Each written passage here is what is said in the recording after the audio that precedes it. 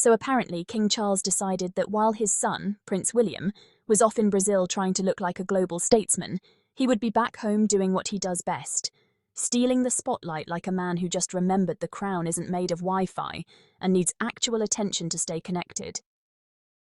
Yes, while William was somewhere sweating in a suit and mumbling about sustainability to an audience that couldn't pick him out of a lineup, Charles was back in London knighting David Beckham. And not just any knighthood. Oh no, this is Sir David Beckham, national treasure, football legend, walking cologne advertisement, and global celebrity who actually has fans outside the royalist bubble. Let's just pause for a second. King Charles waited this long to knight Beckham, and suddenly, the day William takes off for Brazil, bam! Sword out, cameras rolling, headlines screaming, "Sir David Beckham honoured by His Majesty." Timing? Coincidence? Oh, please. This family couldn't spell coincidence if you gave them a crown-shaped dictionary. This was a royal PR snatch and grab. Charles basically said, "I see your international tour, son, and I raise you a Beckham."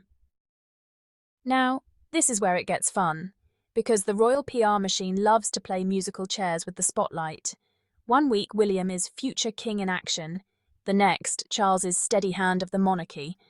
But lately, the competition has been so obvious it's practically a royal version of Keeping Up with the Windsors. William has been trying to prove he's got the global juice, doing speeches, shaking hands, taking selfies he probably didn't want, while Charles is over here like, "That's cute, but do they chant your name in football stadiums? No? Thought so." And the media? Oh, they ate it up. You could feel the panic in Kensington Palace when the Beckham headlines dropped. Poor William probably saw the news mid-flight and sighed into his in-flight peanuts. Because suddenly nobody cared about his trip anymore. Charles just dropped a PR bomb, and the fallout was spectacular. Now, let's not forget that Beckham's been angling for this knighthood since the Queen's days. He's practically the poster boy for polite British ambition.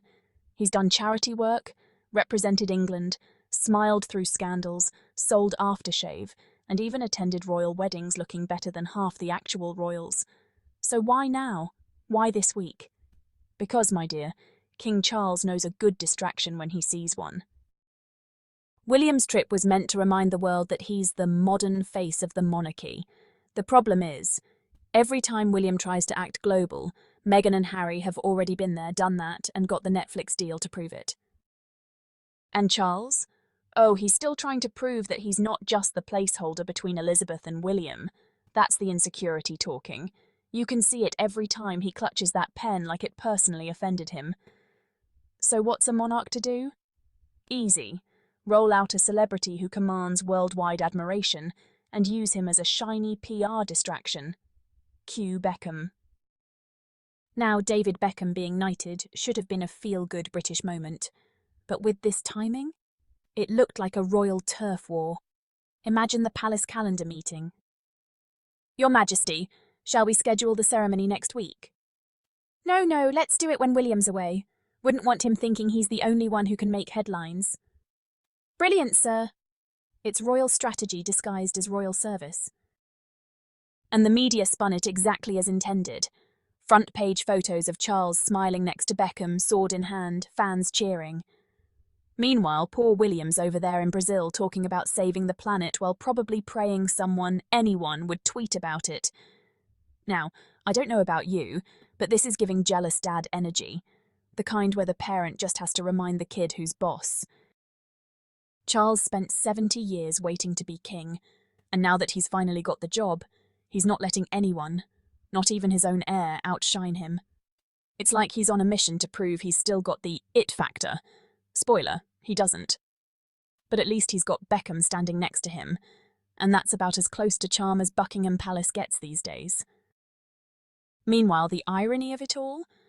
Meghan and Harry are sitting in California, probably sipping tea and watching this royal showdown unfold like, "You see? This is why we left." Because over there, they're doing actual meaningful work. Veterans support, mental health advocacy, community building, the things William pretends to care about when he's not rehearsing how to frown in public. And get this, Prince Harry, a real veteran, will reportedly be in Toronto for Remembrance Day, meeting with armed forces and supporting military charities. You know, the kind of work that's actually connected to service. So while William is posing for eco pictures and Charles is knighting a footballer, Harry's the one actually walking the walk. The contrast couldn't be clearer if Buckingham Palace lit it up in neon. And that's probably another reason Charles rushed to get Beckham knighted, because deep down, he knows Harry remains the only one with real authenticity when it comes to service and respect. But rather than acknowledge that, they'll hand a sword to Beckham and call it inspirational leadership. This family could turn a birthday party into a competition, and somehow still lose. Let's also talk optics. Beckham is adored worldwide, so now Charles is basking in that reflected glow like a moth near a ring light. But here's the thing, Beckham's global appeal only highlights how out of touch the rest of the royal family looks. He's modern, charismatic, multicultural, self-made, all the things the Windsors pretend to be, but just aren't. And you know Meghan Sussex is somewhere smiling, because this whole saga just proves what she's been saying for years. This institution thrives on competition and image, not compassion and service. The irony? The man who actually lived the phrase, "service is universal," Prince Harry, was stripped of his honorary titles. Meanwhile, a football star gets knighted while the real veteran is sidelined. Make it make sense. But no. For the monarchy, it's all about optics. Look, we're still relevant. Beckham likes us. Charles could knight SpongeBob next week, and the tabloids would call it a bold move to modernise the crown. So here we are again, watching the royal circus perform under the big top. Charles with his sword, William trying to stay visible in Brazil, and the British press playing referee between two egos who can't share a headline. What they don't realise is that every time they pull a stunt like this, it reminds the world how out of sync they are. They're like a dysfunctional family trying to outdo each other at Christmas dinner, except their table has gold cutlery and a £1 million PR team.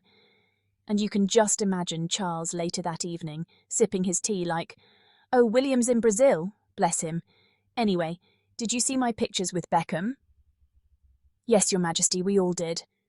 And we saw right through it, because this wasn't about honour, it was about attention, it was about ego, and it was about a monarchy so obsessed with headlines that it can't tell the difference between service and spectacle.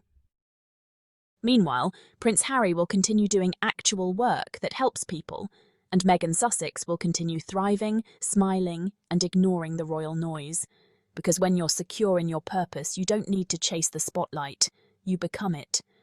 So congratulations, Sir David Beckham, but also condolences, because you just became another pawn in the royal PR game. And as for King Charles and Prince William, one's in Brazil trying to look important, and the other's in London desperately reminding everyone he's still the main character. Newsflash, gentlemen, the world moved on. The only people still fighting over the royal spotlight are the ones who've already lost it.